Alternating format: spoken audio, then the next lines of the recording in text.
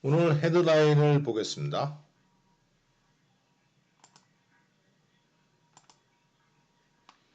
자, 미국 동부 시간에 10월 14일이죠. 기준으로 해가지고. 오늘의 첫 번째 소식은 reports. 어떤 보고서들이 fuel 가속화시켰다.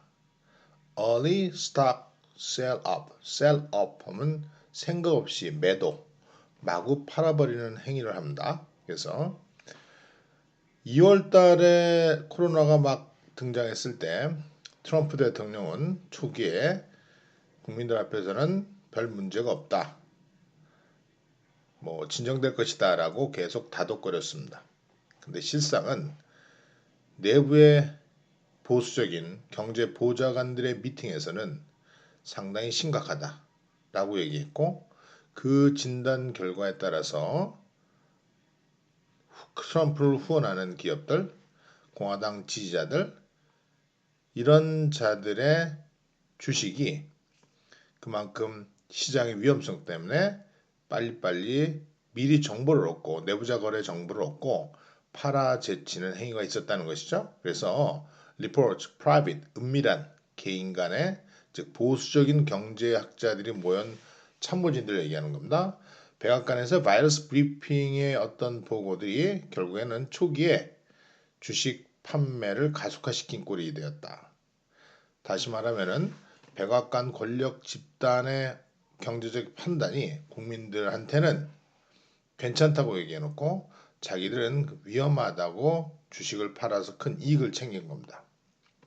자, 브리핑들 2 보수적 그룹한테 주었던 브리핑들이죠. 2월 달에 주었던 브리핑들은 imply that 시사했다, 암시했다, an outbreak 이런 바이러스 확산이 질병의 확산이 정말 더 나쁘다고 증명될 수 있다고 임플라이 했습니다.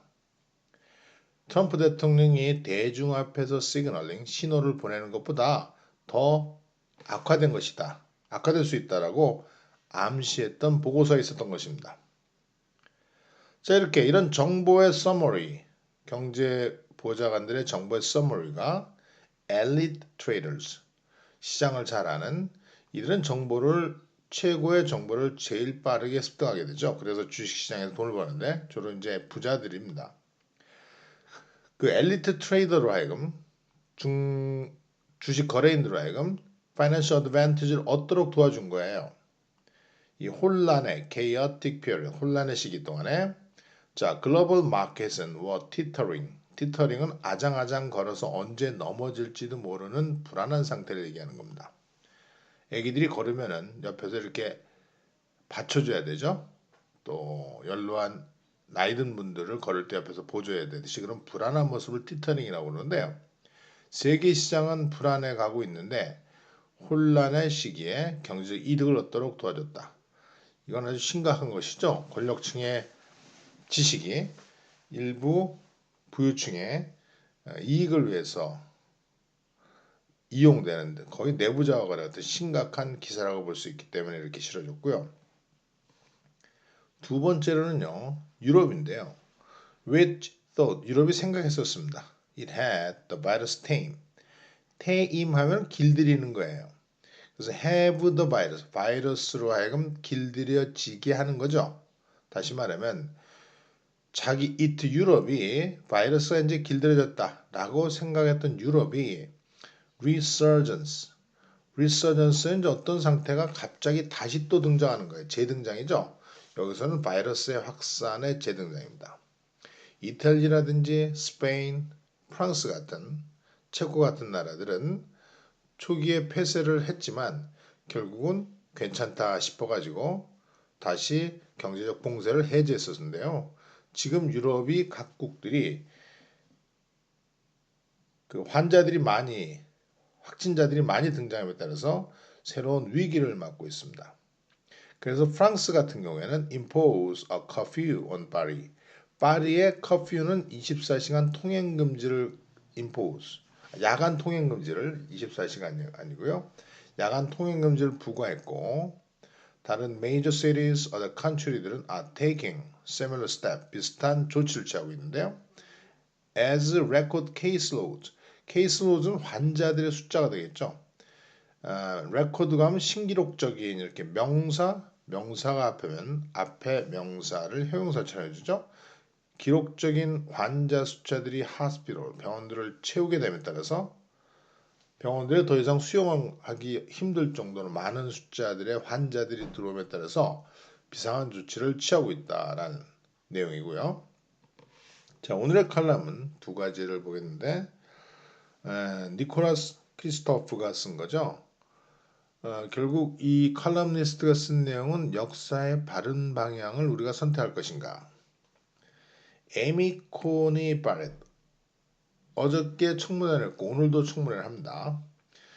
트럼프가 보수적인 표를 위해서 미국의 미래 법적 방향을 규정하는 모든 법적인 소송은 결국에는 미국 연방 대법원으로 가게 되어 있습니다. 9명으로 구성되는데 판사들이 이 에이미 코니 베럿이라는 여성 판사가 아주 훌륭한 여성이죠.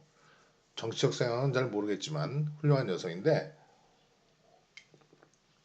이 여성이 대법원 판사가 되면은 미국 내 연방 대법원 판사는 9명 중에서 6명이 보수적 성향을 가진 판사로 구성됩니다. 그래서 트럼프가 선거 전에 빨리 강행하는 것이죠.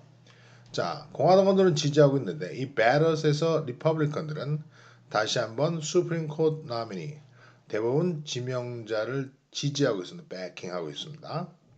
근데 그 노미니는 could take us backward 우리를 역사의 뒤로 뒷걸음치게 만들 수 있다는 얘기예요. 내용이 뭐냐면은 그동안 대법원은 진보적인 성향의 판사들이 있음으로써 역사가 좋은 방향, 동성애를 허용한다든지 이런 인권이나 인간의 모습을 더욱더 바로 잡으려는 미국의 방향을 지지했었거든요. 근데 이 여성이 되면 그 보수파들은 결국 다시 역사를 되돌려 놓을 것이다. 그래서 이제 본문에서 보시면은 이런 내용이 나옵니다. 그러니까 워싱턴 DC에서 흑인 여성과 백인 남성이 결혼합니다. 결혼해가지고 그 옆에 있는 그 버지니아주로 가는데요. 가서 잠을 자는데 새벽 2시에 경찰이 급습해서 체포합니다. 66년, 67년인데요. 그 당시에는 버지니아주에서는 다인종 간, 즉 각각 다른 인종 간의 결혼을 특히 백인은 흑인과 결혼할 수 없는 법적 조항이 있었던 거예요. 그래서 결국은 백인과 흑인이 결혼했던 이유만으로 버지니아주 경찰이 체포한 거예요. 근데 진보적 성향의 그 연방 대법원은 그것이 잘못됐다라고 판결을 내려줬던 겁니다.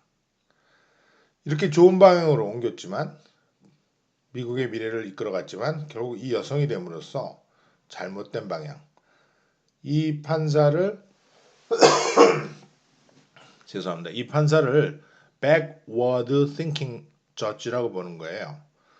아까 말했던 그 67년에 복합민족 인종 간의 결혼을 허용을 하였던 그들은 forward thinking judge라고 보는 거고요. 그래서 바른 쪽으로 가야 된다. 이 여성의 인준을 반대하고 있는 상황입니다. 그 다음에 이제 두 번째로 막 주커버그가 홀로코스트, 유태인 2차 대전 때 대학살인데요. 홀로코스트 대학살 부인에 대해서 evolving, 자꾸 변하는 입장을 취하고 있습니다. 페이스북은 결국에는 거짓말이라든지 음모이론 이런 것들을 자기 페이스북이라는 플랫폼을 이용해서 하도록 그냥 내버려뒀죠. 트럼프가 떠들든 말든 주커버그는 언론의 자유다 이렇게 개인 의사표현의 자유다라는 얘기를 하면서 주커버그가 결국에는 페이스북이 많이 비난을 받았습니다. 거짓 뉴스를 확산하고 그다음에 음모이론을 확산하는 것에 대해서. 근데 홀로코스트를 모든 사람이 부인하는 것은 당연하죠. 그러나 그것조차도 주커버그는 그들의 개인적 의견일 수 있다라고 해서 허용하는 쪽으로 지금 입장을 취하고 있거든요. 그래서 주커버그가 조치를 취한다고 그러지만 그건 형식상의 조치고 실제로는 그냥 내버려두는 방관의 자세를 취한다. 이렇게 보고 있는 칼럼입니다. 그 다음에 우리가 좀 볼 수 있는 게요.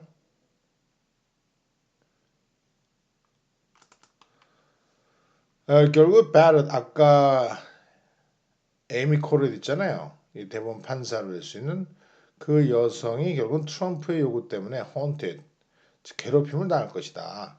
자기는 물론 청문회에서 vowing independence, 독립적으로 법적 의견을 내겠다 얘기하지만 트럼프의 요구에를 벗어나지 없을 거라는 이런 주의상을 걱정을 담고 있고요.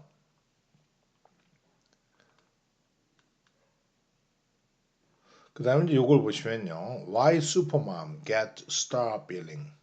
스타 빌링 하면 이제 스타 표시가 되는 거예요. 최고란 스타 딱지가 붙는 겁니다. 레저메스, 이력서에. 공직 이력서에 왜 슈퍼맘이 최고의 등급을 얻느냐. 자, 이 사람은 어떻습니까? 이 내용을 보시면 이 사람은 7명의 자식들의 어머니입니다. 그래서 그 어머니로서 애들 지도하고 애들 데리고 학교 왔다 갔다 하는데도 엄마가 직접 나서고 있고요. 그 다음에 생일 파티도 다 계획하고 그래서 room parent, carpool driver 애들 실어다 주잖아요. birthday party planner 이 역할을 다 하는. 그래서 자기 엄마의 경험을 remarkable하고 tireless, 지칠 수 없는 정말 경이로운 경험이다. 7명을 키우면서도 이렇게 연방 판사라고 대법원 판사까지 임명됐어요. 대단한 여성이죠. 그게 슈퍼맘입니다. 근데 슈퍼맘을 지금 법위원회에서 대책에서 질문을 던지고 있는 사람이 카말라 해리스라는 상원의원이죠. 캘리포니아 상원의원인데요. 이번에 바이든 러닝메이트로 부통령으로 나서죠. 이 카말라도 재혼을 해서 스텝맘으로서 얼마나 자기 자식들에 대해서 따뜻하고 정말 믿을 만한 애들의 보호를 해주는지 그래서 자기는 일요일날 밤마다 식구로해서 요리를 하고 이렇게 자랑을 했어요. 가족들을 사랑하는. 근데 이게 슈퍼맘이라는 그 자체, 그 역할을 잘하는 게 공직 생활하는데 큰 도움이 되고 그들한테 국민들이 긍정적으로 보는데 막강한 도움을 준다는 것이죠. 그래서 엄마다움의 모습이 공직 생활에 큰 도움을 왜 줄 수 있느냐? 사람들은 결국 어머니 가정을 더 먼저 생각한다는 그런 내용이거든요. 자, 오늘은 이 정도까지 보도록 하겠습니다.